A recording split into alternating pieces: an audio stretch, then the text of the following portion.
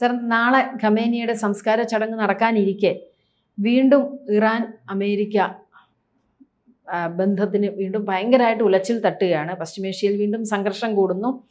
ഡ്രോണുകൾ MQ-9 Reaper drone വെടിവെച്ചിട്ടു എന്നാണ് Iran അവകാശപ്പെടുന്നത്. എന്തൊക്കെ വസ്തുതകളാണ് പുതിയതായിട്ട് വരുന്നത്? അത് ഇത് ശരിക്കും പറഞ്ഞു കഴിഞ്ഞാൽ ഭയങ്കര ഒരു കഷ്ടമല്ലേ? ഈ ഡ്രോണുകളാണ് ഇപ്പം ലേറ്റസ്റ്റ് ആയിട്ട് വരുന്നത് അല്ലേ? ഡ്രോണുകൾ ചെലവും കുറവ്, പക്ഷെ നാശം കൂടുതലുമാണ് അല്ലേ? ഇത് എവിടെ വീണാലും നാശമാണല്ലോ. മിസൈൽ വീഴുന്നത് പോലെ തന്നെ അത്രയും മാരകമല്ലെങ്കിലും നാശനഷ്ടം ഉണ്ടാക്കാൻ പറ്റുന്നുണ്ട്. ഖമേനിയുടെ സംസ്കാരം ആകെ കുളമാവുന്ന ലക്ഷണമാണ്. ഖമേനിയുടെ അവിടെ വേറൊരു വാദം കൂടെ വരുന്നുണ്ട്. ഖമേനി എന്ന് പറയുന്ന ശവസംസ്കാരം നടക്കുന്ന സമയത്ത് ഖമേനിയുടെ ബോഡി അതിനകത്തില്ല എന്നുള്ളത് പറയുന്നുണ്ട്. കാരണം അന്ന് മിസൈൽ വീണതനുസരിച്ചാണെങ്കിൽ ഇയാളുടെ ബോഡി കിട്ടത്തില്ലല്ലോ. കാരണം ചിന്നിച്ചിതറിപ്പോയതാണ്.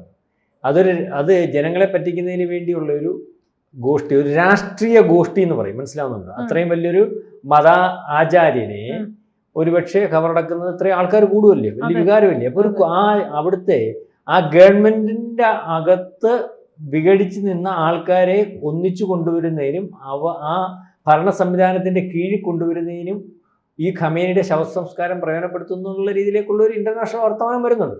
അതിനകത്ത് ഒരു കാര്യമുണ്ട്.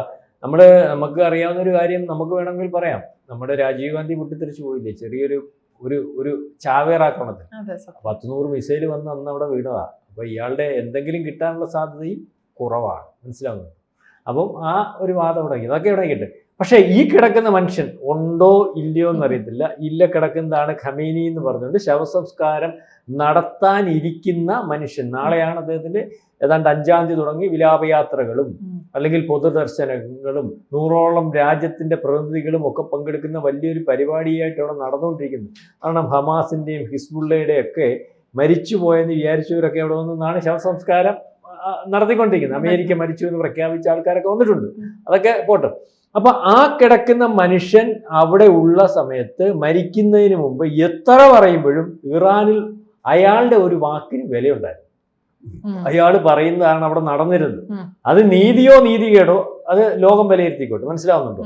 പക്ഷെ അയാൾ പറയുന്നത് മാത്രം നടക്കുന്ന ഒരവസ്ഥയുണ്ടായിരുന്നു. അയാളായിരുന്നു ഇറാന്റെ കാര്യങ്ങൾ തീരുമാനിച്ചിരുന്നത്.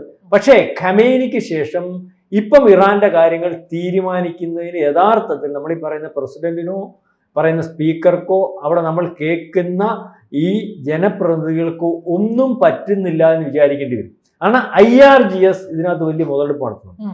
അവരുടെ കസ്റ്റഡിയിലാണ്, അവരാണ് കാര്യങ്ങൾ തീരുമാനിക്കുന്നത്. ഇന്നലെ ഈ ഒരു വിഷയത്തിന്റെ കാരണം പ്രധാനപ്പെട്ട ഇപ്പൊ ട്രംപ് തിളച്ചു നിൽക്കുക. മനസ്സിലായി? ഒന്നാമതെ വായി വരുന്നെല്ലാം പറയുന്ന ആളാണ്. ഇപ്പൊ ട്രംപ് തിളച്ചു നിൽക്കുകയാണ്. ഇന്നലെ ബഹറിൽ ഈ പറയുന്നത് പോലെ 3 കപ്പൽ ഇപ്പം ഈ കരാറിന്റെ അടിസ്ഥാനത്തിൽ അല്ലെങ്കിൽ അങ്ങോട്ടും ഇങ്ങോട്ടും ആക്രമണം ഇല്ല എന്നൊക്കെ 3 കപ്പൽ ഹോർമൂസിൽ ആക്രമിച്ചു. മനസ്സിലായോ? അപ്പൊ യഥാർത്ഥ കരാർ ലംഘനം. ഇത് ഈ ശവസംസ്കാരം നടന്നുകൊണ്ടിരിക്കുന്ന സമയത്ത് അത് ചെയ്തേക്കുന്നത്. അപ്പം ഇതിന്റെ ശവസംസ്കാരം നടന്നുകൊണ്ടിരിക്കുന്ന സമയത്ത് യഥാർത്ഥത്തിൽ ഇസ്രയേലോ വല്ലതും കയറി ആക്രമിക്കുമോ എന്നുള്ള ഭയമുണ്ട്. മാത്രവുമല്ല ഏതാണ്ട് 100ഓളം രാജ്യങ്ങളിലെ പ്രതിനിധികൾ, ഈ മതമേലധ്യക്ഷന്മാർ, പ്രധാനപ്പെട്ട രാജ്യങ്ങളുടെ ആൾക്കാർ ഒക്കെ ഉള്ളപ്പോഴാണ് ഈ പരിപാടി IRGS കാണിച്ചിരിക്കുന്നത്. മനസ്സിലാകുന്നുണ്ട്?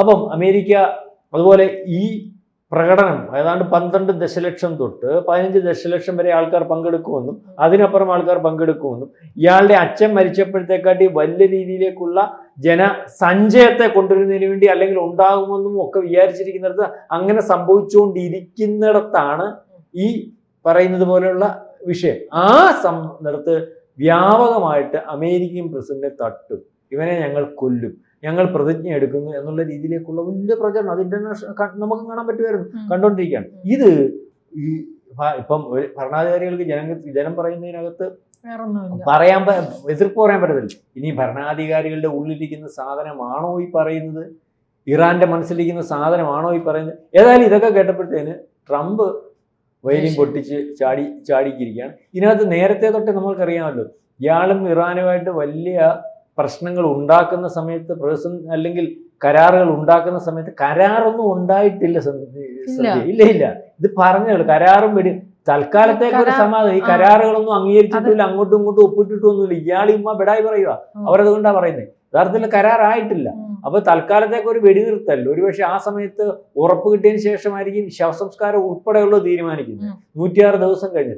പക്ഷെ അത് ഉൾപ്പെടെ ഈ അവസരത്തിൽ ഈ ആക്രമണം പലവട്ടം അവിടെ ആക്രമണം നടത്തിയിട്ടുള്ളത് ഇതുപോലെയുള്ള അവസരത്തിലാണ്. ഇപ്പൊ ഇന്നലെ ട്രംപ് പറഞ്ഞിരിക്കുന്നത് എല്ലാവരുടെ ഒരിടത്ത് കൂടി നിൽപ്പുണ്ട്, എനിക്ക് ഒരു ബോംബിന്റെ കാര്യമുള്ളൂ. അമേരിക്ക ഇനിയും എടുക്കുന്ന, പക്ഷെ ഇത് നിസ്സാരമായിട്ട് കാണാൻ പറ്റത്തില്ല.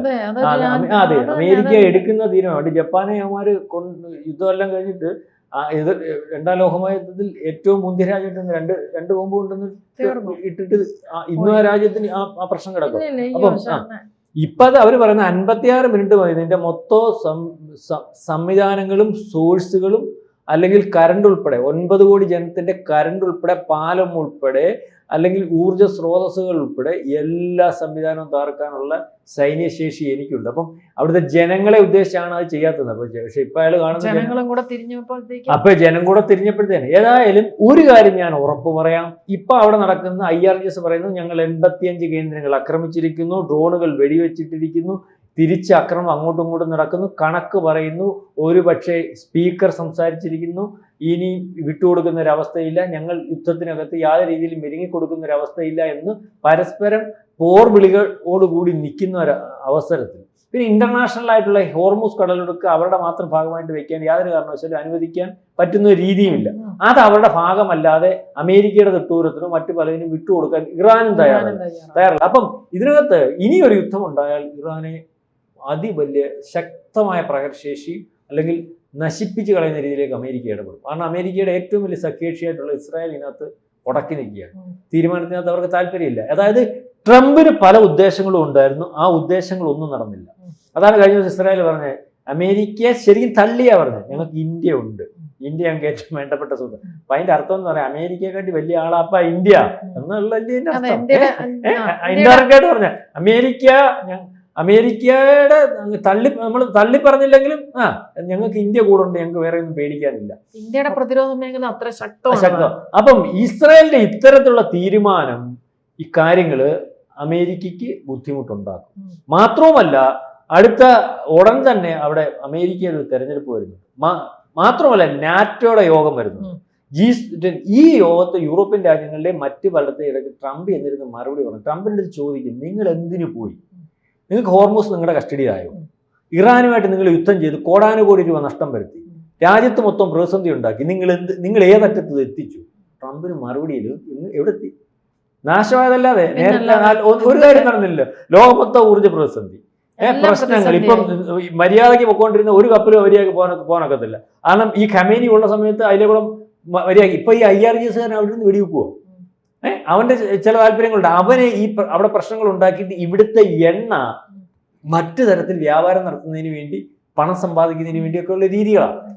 അപ്പൊ എല്ലാ രീതിയിലും പ്രശ്നം. ഇതിന് ലോക രാജ്യങ്ങളുടെ മുമ്പിൽ, നാറ്റോയുടെ മുമ്പിൽ, യൂറോപ്യൻ രാജ്യങ്ങളുടെ മുമ്പിൽ, സ്വന്തം ജനതയുടെ മുമ്പിൽ ഒക്കെ മറുപടി പറയേണ്ട ഒരവസ്ഥയിലേക്ക് കാര്യങ്ങൾ നീങ്ങുകയാണ്. അതുകൊണ്ടാണ് ഇനി പഴയ പോലല്ല. ഈ ചെറിയ രാജ്യങ്ങളാണെങ്കിൽ പോലും അവർക്കും പ്രതിരോധ ശക്തിയുണ്ട്. അതുകൊണ്ട് അവർ അറ്റാക്ക് ചെയ്യും. പണ്ടൊക്കെ അങ്ങ് 1-2 ഒരു ഇത് കഴിഞ്ഞു കഴിഞ്ഞാൽ അങ്ങ് അവങ്ങിയിരിക്കും. പക്ഷെ ഇപ്പോഴതല്ല അല്ലെ?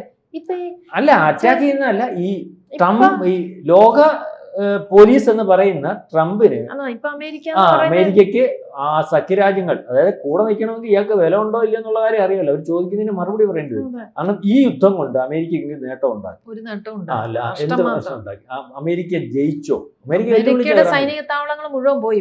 അതെ, ഇവരെ ഡിപ്പെൻഡ് ചെയ്തെന്ന് ആൾക്കാർക്കെല്ലാം പ്രശ്നമല്ലേ. അപ്പൊ ഇതിന് മറുപടി പറയേണ്ടി വരും. ആ മറുപടി പറയേണ്ടതിന് വേണ്ടി ഇനി ഉണ്ടാകുന്നത് നമ്മുടെ ഒരു ഇത്തരം ഈ രാഷ്ട്രീയ അല്ലെങ്കിൽ നമ്മൾ എന്നും യുദ്ധവിശകലനം നടത്തുമല്ലേ, ഇനി ഉണ്ടാകുന്നത് ഒരു വല്ലാത്ത അറ്റാക്കായിരിക്കും. ഇറാന് താങ്ങാൻ പറ്റുന്ന അറ്റാക്കായിരിക്കത്തില്ല. ജനവാസ മേഖല ഉൾപ്പെടെയുള്ള അറ്റാക്ക് ചെയ്യും. ഇറാനെ തീർക്കുന്ന രീതിയിലേക്കുള്ള പല അല്ലെങ്കിൽ ആക്രമണങ്ങളും ആസൂത്രണങ്ങളും ഒക്കെ ഉണ്ടാകാനുള്ള സാധ്യത കൂടുതലാണ്. അപ്പം ഇതിപ്പോ കബറടക്കം തന്നെ നാളെ നല്ലവണ്ണം നടക്കുമോ എന്നുള്ള കാര്യത്തെ പറ്റി ആശങ്കയുണ്ട്. കാരണം ഇസ്രായേലിലൊക്കെ ചെയ്യുന്ന പണി എന്ന് പറഞ്ഞാൽ അതൊന്നും നമുക്ക് ഉദ്ദേശിക്കാൻ പറ്റത്തില്ല. അവർക്ക് ആരെയും ലോകത്ത് പേടിയില്ല. അവർക്കൊരു എയിം മാത്രമാണ്. കാരണം ഇന്നത് ചെയ്താൽ ഇന്നാൾ വിചാരിക്കുമോ എന്നുള്ള സർട്ടിഫിക്കറ്റ് മേടിച്ചുകൊണ്ടിരിക്കുന്ന രാജ്യമേ അല്ല ഇസ്രായേൽ. അവർക്കാരും സർട്ടിഫിക്കറ്റ് ഒന്നുമില്ല. അവർക്കൊരു ഉദ്ദേശമുണ്ട്, അവർ കൈകാര്യം ചെയ്യും. കുർദുകളെയൊക്കെ ഇവിടെ കയറ്റി വിട്ടിട്ടുണ്ടോ? ഈയിടയ്ക്ക് ബോംബ് സ്ഫോടനം നടത്തുമോ? ഒന്നും പറയാൻ പറ്റത്തില്ല. ഏതായാലും ഖബറടക്കം വൃത്തിയായിട്ട് നടക്കുമോ എന്നുള്ള കാര്യമൊക്കെ 9-ാം തീയതി കഴിഞ്ഞ് പറയാം. ഏതായാലും ഖബറടക്കത്തിന് മുമ്പേ അമേരിക്ക തുടങ്ങിയിരിക്കുന്നു, അല്ലെങ്കിൽ ഇറാൻ തുടങ്ങിയിരിക്കുന്നു എന്ന് വേണം കരുതാൻ. കൂടുതൽ വാർത്തകളും വിശേഷങ്ങളും നിങ്ങളിലേക്ക് എത്താൻ ABC മലയാളം സബ്സ്ക്രൈബ് ചെയ്യുക, ബെൽ ബട്ടണും അമർത്തുക.